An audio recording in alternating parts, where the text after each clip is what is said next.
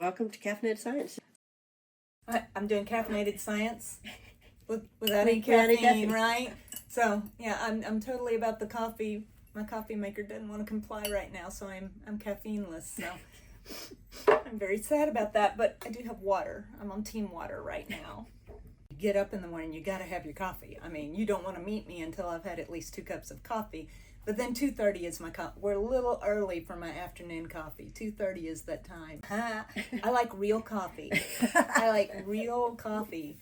Hot and black and no sugar and no cream and no flavor in it. I like real coffee. I think there's a stigma, a type, if you will, that I don't maybe fit that type. I have blue fingernails. I like jewelry. I usually have on 3-inch high heels. That's true. And lipstick, and people just don't usually equate that with law enforcement. What is it that got you into engineering? So isn't that a logical step from law enforcement Right. to engineering? That's not a logical progression. That sounds like a perfect perfect transition to me. That's right? not normal. No, when I moved to Pensacola, I actually interviewed with the different law enforcement around here, and it was time for a change. Okay. And part of that change included being a caretaker for my mother-in-law, and that enabled me to come back to school. And I found my passion right here. I graduated. My undergrad is at UWF in electrical engineering, and I found my passion. As a student at UWF, did you have any struggles of your own that you would share with your students that said, professors aren't perfect, we make mistakes too? There's a unique set of challenges when you're trying to adult and student at the same time. We've got a lot of adult students, and it's a very unique challenge. Do you have any particular advice that comes to mind?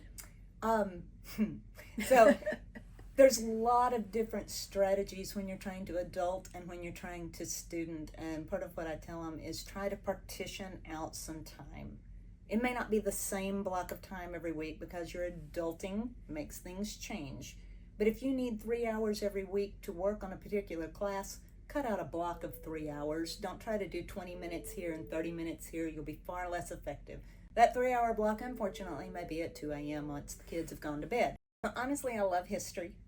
And if I was not doing engineering, I probably would have been doing something involved with history. These are actually magazine covers, real magazine covers off of 1938 Popular Science magazines.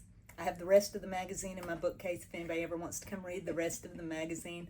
But I just thought it was so unique, some of the things that we were looking at in 1938. And you'll see that looks like a satellite dish, right? Exactly. I mean, it's Is it not?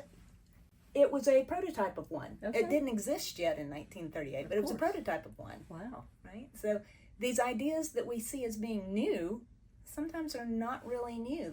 They've come from a long line of history. I think one of the things that they're usually surprised to learn about me is that I love music, and I love all music. And I mean, literally everything from bluegrass to Beethoven, hip-hop to Hank Williams. I love it all.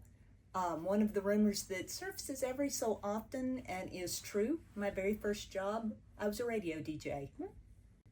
That sounds fun. And that was kind of one of those fun things that people are like, wait, really? Right. That's true? I heard that as a rumor. You mean that's really true?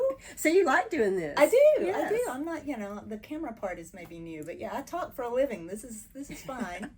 It's what you love to do. I'm not real sure where it comes from, but I have always collected Mickey Mouse. And I have always, students that know me know I'm incredibly OCD. I don't even mind admitting that. Genuinely diagnosed as OCD in the early 90s. Have known it my whole life, just nobody ever put a name on it.